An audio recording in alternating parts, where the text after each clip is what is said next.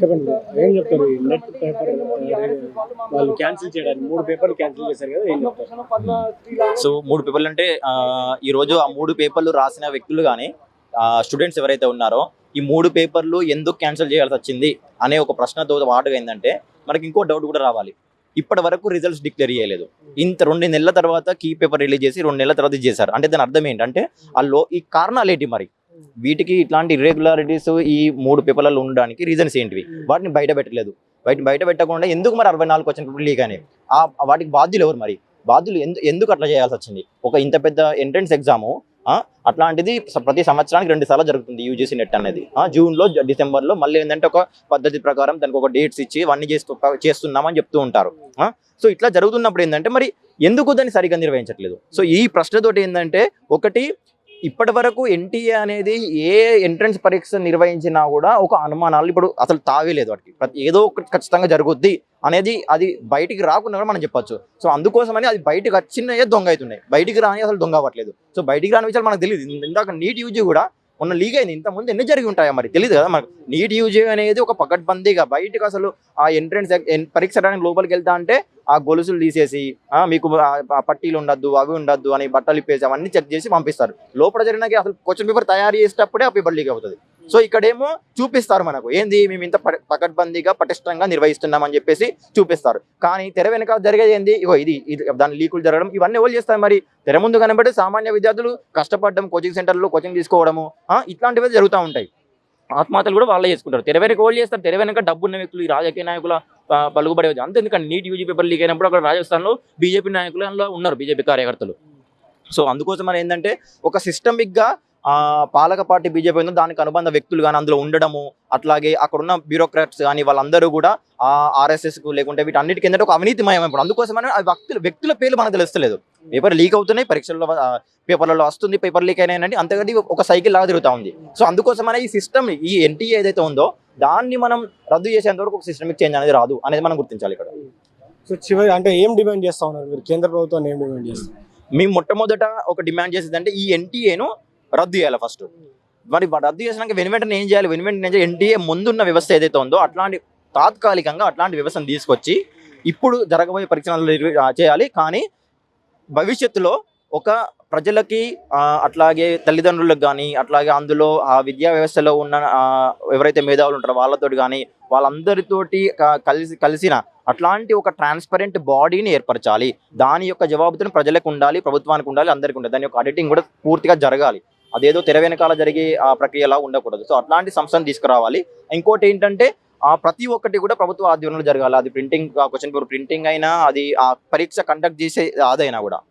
చెప్పండి, 3 పేపర్లు క్యాన్సిల్ చేశారు కదా సంబంధించినటువంటి పేపర్లు. సో విద్యార్థుల పరిస్థితి ఎట్లా ఉండబోతా ఉంది? ఎందుకంటే చాలా మంది పీజీలు పిహెచ్డీకి సంబంధించినటువంటి అందరూ అప్లై చేసుకుని ఉంటారు. సో ఇప్పుడు వాళ్ళ పరిస్థితి ఎట్లా అంటే ఏం చెప్తారు? ఇప్పుడు వేల మంది స్టూడెంట్స్ అన్న, ఇది కొంతమంది కాదు, ఏదో చిన్న యూజీసీ నీట్ నెట్ అంటే చిన్న ఎగ్జామ్ కాదు. వేల మంది స్టూడెంట్స్ అసిస్టెంట్ ప్రొఫెసర్స్ అవ్వాలని వీళ్ళందరూ దేశానికి స్టూడెంట్స్కి చదువు చెప్దామని ముందుకొచ్చేవాళ్ళు.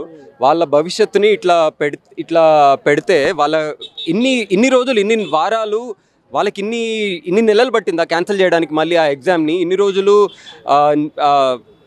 ఎన్టీఏ ఇన్ని రోజులు వీళ్ళందరూ పోరాడుతుంటే, ఇన్ని రోజులు వాళ్ళ బాధలు చెప్తుంటే ఇన్ని క్వశ్చన్స్ రిపీట్ అయినాయి, ఇన్ని తప్పులు వచ్చినాయి, ట్రాన్స్లేషన్ ఎర్రర్స్, సోషాలజిస్ట్ల పేర్లు తప్పులు వచ్చినాయి అని చెప్తుంటే ఎవరు పట్టించుకోకుండా వాళ్ళు మళ్ళీ ఎన్టీఏ ఆ తప్పు కూడా ఒప్పుకుంటే పెద్ద ఎత్తున విద్యార్థులు ఉద్యోగం చేస్తారేమో అని చెప్పేసి ఆగి సైలెంట్గా మొన్న వచ్చి క్యాన్సిల్ చేసేసి మళ్ళీ రాయమంటే వాళ్ళకి ఎంత మెంటల్ ప్రెషర్ ఉంటుంది పాపం. సో ఇలాంటి తప్పులు తడకలు ఉండే వాళ్ళ ఎన్టీఏ వచ్చినప్పటి నుంచి ఏ ఎగ్జామ్ కండక్ట్ చేసినా అదొక స్టాట్యూటరీ బాడీ కాదు, కాన్స్టిట్యూషనల్ బాడీ కాదు, ఒక ఎగ్జిక్యూటివ్ బాడీ కాబట్టి ఒక చట్టపరమైన వాటిపైన చర్యలు కూడా తీసుకోలేని పరిస్థితిలో ఉన్నారు. అందుకోసం అది ఎన్టీఏ అనేది ప్రతి ప్రాసెస్ని, ఎగ్జామ్ పేపర్ సెట్టింగ్ ప్రాసెస్లో ప్రతి దాన్ని ప్రైవేటైజ్ చేసేసి ట్రాన్స్పోర్టేషన్, ట్రాన్స్లేషన్, ఎవ్రీథింగ్ ప్రైవేటైజ్ చేయడం వల్ల ఇలాంటి ప్రాబ్లమ్స్ వస్తున్నాయి. చాలా తప్పులు జరుగుతున్నాయి, ఎన్నో కుంభకోణాలు ప్రతి దాంట్లో. ఈ యూజీసీ ఎన్ఈటీ ఒక్కటే కాదు, మొన్న మొన్న నీట్ యూజీ అయింది, ఎంతమంది 20 మంది విద్యార్థులు ఆత్మహత్య చేసుకున్నారు, లక్షల మంది రోడ్డు మీదకి వచ్చారు.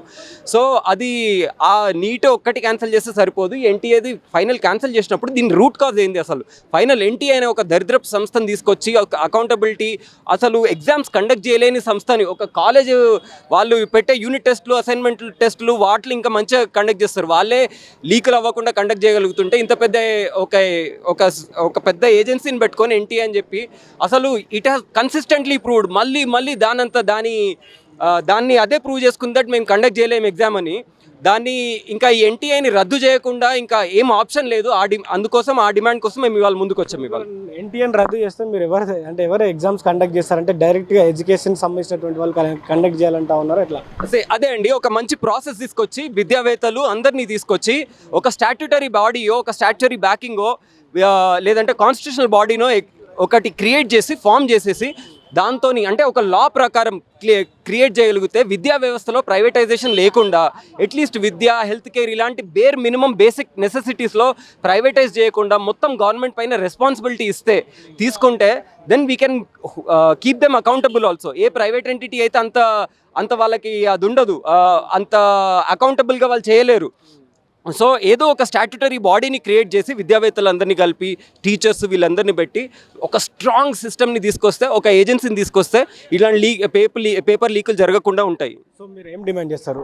కేంద్ర ప్రభుత్వాన్ని కావచ్చు, అక్కడ ఉన్నటువంటి విద్యాశాఖలో ఉన్నటువంటి మిగతా కమిషనర్లు కావచ్చు, అక్కడ ఉన్నటువంటి ఎవరైతే లీడ్ చేస్తా ఉన్నారో అందరికీ ఏం చెప్తారు? ఏం లేదండి, ఇలాంటి ఒక చెత్త ఎన్టీఏ అనే సంస్థను రద్దు చేసేసి ఒక స్టాట్యుటరీ బ్యాకింగ్ ఉన్న ఒక మంచి నిజాయితీ, ట్రాన్స్పరెంట్గా, అకౌంటబుల్గా ఉండే ఒక సంస్థని పెట్టి అలానే విద్యా వ్యవస్థని ప్రైవేటైజ్ చేయకుండా, గవర్నమెంట్ స్కూల్ని మూసేయకుండా బేర్ మినిమం ప్రభుత్వానికి ఒక bear minimum responsibility education, health care అనేది దీంట్లో కూడా ఎస్కేప్ అంటే అన్ని బాధ్యత నుంచి తప్పించుకోకుండా ఫుల్లీ గవర్నమెంట్ కంట్రోల్లో పెట్టుకొని విద్యా వ్యవస్థని బాగు చేయాలని మేము కోరుకుంటున్నాం. ఇదేంటంటే ఇప్పుడు మన ధర్మేంద్ర ప్రధాన్ రిజిగ్నేషన్ కోసం డిమాండ్ చేసినాం. ఆయన డిమాండ్ చేస్తే అప్పుడు అంత పెద్ద లక్షల మంది స్టూడెంట్స్ రోడ్డు మీదకి వచ్చి పోరాడుతున్నప్పుడు మోదీ గవర్నమెంట్కి ఒక మంచి ఛాన్స్ ఉండే. They finally had a chance to prove to the youth, ఈ విద్యార్థులందరికీ, ప్రజలకి మేము we care for the education system, విద్యా సంస్థ విధానం గురించి, విద్యాశాఖ గురించి మేము చాలా నిజాయితీగా ఉండాలనుకుంటున్నామని ఒక మంచి విద్యావేత్తను ఎవరినైనా తీసుకొచ్చి విద్యాశాఖ మంత్రిగా, యూనియన్ ఎడ్యుకేషన్ మినిస్టర్గా పెట్టాల్సింది. పెట్టకుండా మళ్ళీ ఇంకొక కాకి చెడ్డి వేసుకొని వచ్చే ప్రహ్లాద్ జోషిని పెట్టేసినాక తెచ్చినప్పుడు వాళ్ళు it clearly shows that we don't care about students. మాకు విద్యా వ్యవస్థ బాగు చేయాలని ఏం లేదు, మేము ఈ స్టూడెంట్స్ ఎడ్యుకేషన్ని ఇంకా చండాలంగా చేసేసి, ఇంకా చెత్తగా చేసేసి వీళ్ళకి చదువు మంచి నాణ్యమైన విద్య లేకుండా ఉంటే మేము ఇట్లనే వీళ్ళని అందభక్తుల్లాగా ఉంచేసి మా ఓట్లు, మా కరప్షన్ మేము తెచ్చేసుకుందాం అనుకుంటున్నారు.